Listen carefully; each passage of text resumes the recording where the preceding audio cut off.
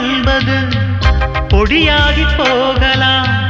பொன்னாரமே நம் காதலு பூலோகம் தாண்டி வாழலாம். ஆகாயம் என்பது இல்லாமல் போகலாம். ஆனாலுமே நம் நேசமே ஆகாயம் தாண்டி வாழலாம். கண்ணீரில் ஈரமாகி கரையாட்சி காதலே, கரை மாற்றி நாமும் மெல்ல கரையேற வேண்டுமே. நாளை வரும் காலம் நம்மை